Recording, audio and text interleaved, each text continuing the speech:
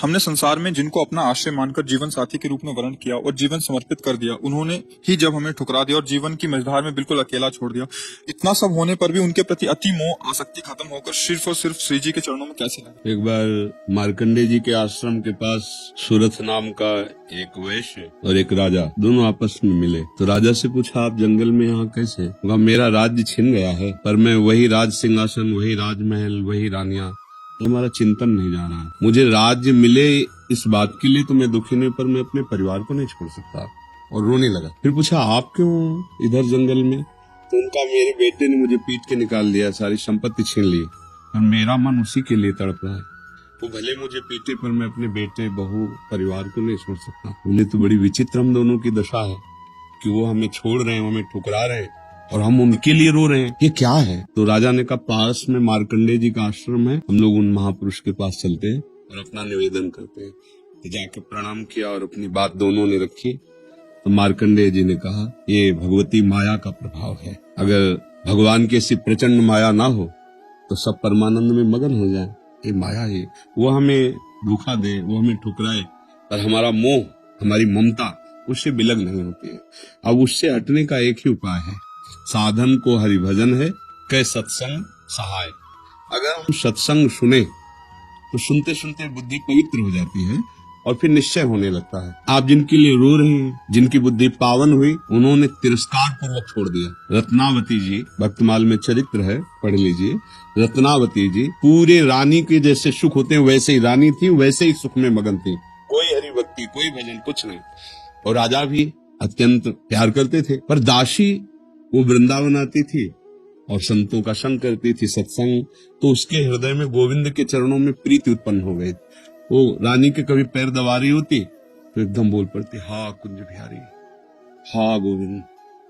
तो रानी सावधान होकर देखती, तू रहती तो मेरे संग है, मेरी निजी दासी, अंग सेवी। ये कौन है कुंज बिहारी, कौन है गोविंद? किससे तू प्यार करती है? आज तक मुझे नहीं बताया। हमारे यहाँ की दासियां तो आजीवन समर्पित अंग सेवी होती है, ये क्या? तो मुस्कुरा दी, बोली, महारानी आप अन्यथा मत समझना, ये कोई व्यक्ति नहीं है हम जिससे प्यार करते हैं। नहीं नहीं, तू पूरी बात बता दो, मत सुनो, मत सुनो, नहीं किसी काम के नहीं रह जाओगे। और रो पड़ी। भगवान का जो प्यार होता है ना हृदय में, वो अलग कोटि का होता है। वो बस मत पूछो, आप मत पूछो। अब तो और आकर्षित हुई, नहीं नहीं आप बताओ ना। तो जब बैठ करके भगवत चर्चा, उनकी रूप माधुरी, गुण माधुरी, वो तो इतना उसके हृदय में अच्छा लगा कि पैर दबाने से हटा के सिराने बैठा लिया। देखो तुम अब वहां नहीं, अब यहाँ बैठ के केवल हमें प्रभु की बात सुनाओ। इतना रंग चढ़ा कि हृदय विकल हुआ। उनका कैसे दर्शन हो सकते हैं? गोविंद के कैसे दर्शन हो सकते हैं? बिहारी जी के कैसे दर्शन हो? तो उनका, महारानी जी एक ही उपाय है, यदि प्रगट में संतों का संग किया जाए तो निश्चित संत सभा में गोविंद छुपे रहते हैं, वो जरूर कृपा करेंगे।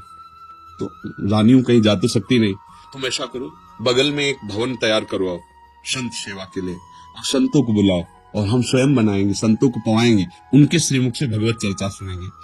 उस समय दिल्ली में बादशाह के समीप विराजमान थे माधव सिंह, उनके पति का नाम था।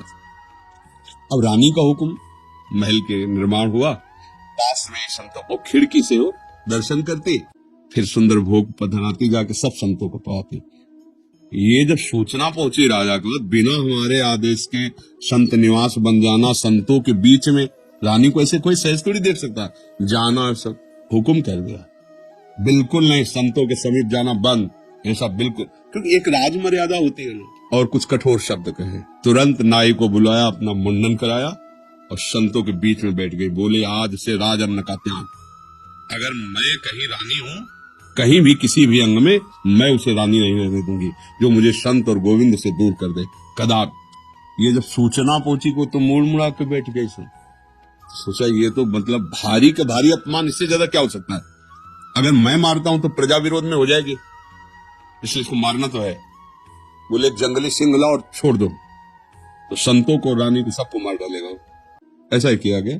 सैनिकों ने जैसे चारा रख, बकरा आदि रख करके पिंजड़े में सिंह को बंद करके लाए और दरवाजे पे। वही दासी जो उनकी गुरु थी, वो आरती के सामान दे रही थी और पूजन की थाल लेकर तो ठाकुर जी का श्रृंगार कर। दासी ने कहा, महारानी सिंह। जो ही पिंजरा से खुला गया तो ऐसे मुड़े, उनका सिंह नहीं नरसिंह, भगवान पधारे, थाल लेके। सिंह ऐसे जैसे कोई गाय ना, सीधी गाय हो, ऐसे तिलक लगाया, आरती की। प्रणाम किया ऐसे। सब देखते रह गए। फिर लौटा सिंह को मारी छलांग, तो जो ऊपर बालकनियों में खड़े देख रहे थे ना मान सिंह के आदमी, फाड़ के फेंक दिया और गुर्राता हुआ भाग गया। अगर हम अपनी भक्ति के रंग में आ जाए तो फिर हमारा ये माया मोह संसार नष्ट हो सकता है। अन्यथा हमारे शब्द तो जरूर अच्छे नहीं लगेंगे, पर सही पूछो तो कृपा है जो असलियत का पता चल रहा है। यहाँ कोई किसी से प्यार नहीं करता।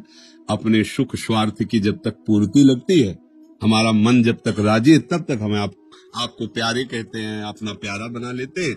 और जब हमारा मन कहीं और राजी हो गया तो आपकी तरफ देखते नहीं। संसार का है स्वरूप, पर मेरे प्रभु का ऐसा स्वरूप नहीं है।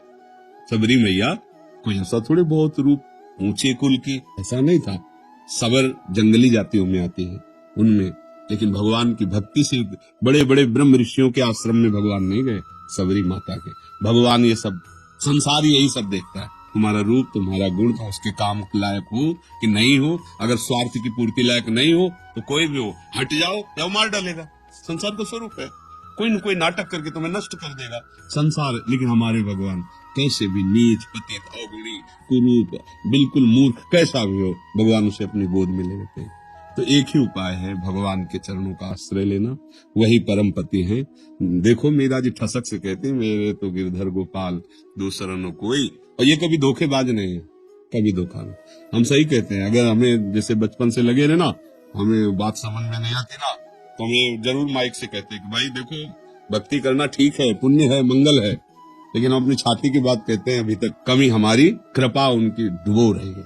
बस अगर कहीं कमी है तो हमारी कमी है, उनकी तरफ से कृपा है, कृपा, दुलार ही दुलार है। ये सच्ची मान लो। अगर कोई प्यार करने वाला है तो प्रभु है। आप कहोगे दिखाई नहीं देते है, आपने अपने को देखा है क्या? अगर प्रभु से देखने पर ही प्यार करते हो तो आप अपने से प्यार करते हो ना। देखो ना, आप अपने से प्यार, आपने अपने को देखा है क्या? आप तो शरीर को देख रहे हैं, बिना देखे भी आप अपने को बहुत प्यार करते हैं। आप अपने आप को बहुत प्यार करते हैं। अगर ये पता चल जाए कि हाँ कैंसर हो रहा है और आपको क्षति पहुंच जाएगी तो आप यहाँ से कटवा देंगे। अपने आप से ज्यादा प्यार आप किसी को नहीं करते, टांग कटवा देंगे आप। अगर ऐसा लग जाए कि अपने को बहुत अशांति, जीना मुश्किल है, अब क्या करेंगे, कैसे मुंह दिखाएंगे, तो आप जहर खा लेंगे, फांसी पे चढ़ जाएंगे। मतलब समझिए, पर आपने अपने को देखा नहीं, जाना नहीं, फिर भी आप बहुत प्यार करते हैं। जो कुछ भी प्यार करते हैं अपने लिए करते हैं। अपने आप से बढ़कर आप किसी से प्यार नहीं करते, पर आपने अपने आप को नहीं जाना, तो फिर तुम उन्हीं के अंश हो। जब तुम अपने को नहीं जान पाए तो जैसे अनजाने में आप अपने से प्यार करते हो, ऐसे ही शुरू कर दो प्यार प्रभु से, और उनके तुम हो, वो सामने आ जाएंगे पक्का। ऐसा नहीं है तो अब विमान से उतरते हैं, दोस्त की तरह मिलते हैं भगवान। पर बस यही है कि जैसे आप कहो कि अब राष्ट्रपति से हाथ मिला के, अरे प्रधानमंत्री से हाथ मिला, तो गांव का आदमी से प्रधानमंत्री से तुम कैसे मिल सकते? क्यों नहीं मिल सकते? भारत के नागरिक है, हम अधिकार पुष्ट करें अपना, और जरूरत दिखाए तो हमें मिला दिया जाएगा। ऐसे हम अधिकार पुष्ट करें और चाहत हमारी प्रबल हो तो हमें भगवान मिल जाएंगे। वहां तो किसी की सिफारिश की जरूरत नहीं, खुद हमारे हृदय की बात सुन रहे। एकमात्र भगवान के चरणों से ही हमें शांति मिलेगी, वही हमारे हैं। दूसरा तो सब छल हो रहा है, माया का पर्दा पहन करके हमारे साथ छल किया जा रहा है, हमारे समय को नष्ट किया जा रहा है। सत्य बात है, न स्त्री है न पुरुष है, हम भगवान के अंश हैं, और उनका भजन करके उन्हीं को प्राप्त हो जाए, यही हमारे जीवन का लक्ष्य है। हम तो बड़ी कृपा मानते हैं, जब प्रतिकूलता मिलती, कोई अपना नहीं होता ना, तब कृपा समझ में आती कि बहुत कृपा है, नहीं तो इस मोह जाल में फंसकर पूरी जिंदगी बर्बाद हो जाती है। अब सावधान हो जाओ, अब निकल जाओ। पर इधर का रास्ता चलना थोड़ा कठिन है, इसलिए कुछ भी हो जाए फिर इधर नया चुन लेते हैं, नया मित्र चुन लेते हैं, नया घर चुन लेते हैं, नया वर चुन लेते हैं। बस इधर ही वो खोज शुरू की है ना अनंत जन्मों से। वो ये नहीं समझ पा रहा कि अंदर बैठा है, कह रहा लौट आओ, हमसे मिल लो, पर हम लोग बाहरी खोज कर रहे हैं और वो अंदर ही बैठा है। घर के अंदर प्रीतम बैठा हमारा इंतजार कर रहा है, हम दरवाजे के बाहर भटक रहे हैं, उसको खोज उसी को रहे हैं। जो सुख है, जो शांति है, जो आनंद है, वो प्रभु ही है, उन्हीं के लिए हम खोज रहे हैं। पर उनको ना मानकर, ना जानकर, अन्य रूप, अन्य भाव में, इसीलिए हमें शांति नहीं मिल रही। मुझे लगता है नाम जप करो, सत्संग सुनो और प्रभु को अपना मानो, फिर वो जैसे जीवन निर्वाह करवाएंगे उनके ऊपर छोड़ दो।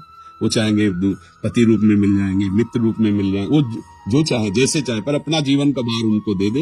ये संसार कपटी और छलिया है, यहाँ कपट और छल ही मिलता है। प्रेम तो कोई भगवत कृपा पात्र जनों को ही समझ में आता है, नहीं तो कहाँ प्रेम। अच्छा, तो कौन सा मैरिज कहते, लव मैरिज, तो मैंने प्रेम का विवाह, इससे बढ़िया और क्या बात होगी। भाई पहले तो गांव में था कि वर दूल्हा को नहीं दे, मतलब वर दुल्हन को नहीं देखा, दुल्हन दूल्हा को नहीं देखा। ऐसा नहीं था कि वो लड़की लड़का देख के बाद के ब्याह होता हो, ऐसा पहले नहीं था। गांव में तो माता पिता तय कर लेते थे, हो जाता। मतलब प्रेम का मतलब आपने चयन किया दोनों ने मिलकर, ये तो बढ़िया बात है ना। अब आपका मन मुटाव तो होना ही नहीं चाहिए, क्योंकि दोनों ने प्रेम विवाह किया और दोनों ने चयन किया, और 1 साल बाद तलाक हो जाता है। भाई कैसा प्रेम विवाह। वहां तो न वर को देखा था न दुल्हन को देखा था, माता पिता की मर्यादा में आकर ब्याह किया और परिवार सुसज्जित मंगल में आजीवन निर्वाह करते हुए पूरे घर की सेवा, परिवार की सेवा, पति की अधीनता, पति पत्नी को ही अपना सर्वस्व मानते हुए ऐसे ही भाव से आज हमारा क्या वातावरण हो रहा है। क्या हमारी उन्नति हो रही, क्या उन्नति हो रही। अगर पीछे से देखा जाए तो हमारी बड़ी, और ठीक है माता पिता की पसंद थी, आपने खुद पसंद किया ना, तो अब अपनी पसंद का निर्वाह करते जीवन भर दोनों मिलके। ये क्या बीच में, ये क्या, ये प्रेम विवाह है। अरे एक बार प्रेम कर ले तो फिर जैसा है हमारा है, जैसी है हमारी, जीवन उनका निर्वाह करें, ये भगवान की भावना से पुष्ट होकर चले। ये क्या दलित हो रहा है कि आज इससे कल उससे, ये तो पशु वाली चेष्टा हुई, ये मनुष्य वाली चेष्टा, धर्म वाली चेष्टा, प्रेम वाली चेष्टा थोड़ी। प्रेम का कि भगवान ने एक बार विधान बना दिया गृहस्थी में, हम उसी विधान में संतुष्ट रहकर धर्मपूर्वक। पर न सत्संग है, न शास्त्र स्वाध्याय है, न भजन है, तो ये बातें सब लिखी है, दिमाग में नहीं आ सकती, हम ऐसे आचरण नहीं कर सकते। तो भगवान की कृपा से यदि आपको सत्संग समझ में आ जाए तो भगवान का आश्रय लो, वही मंगल करता है।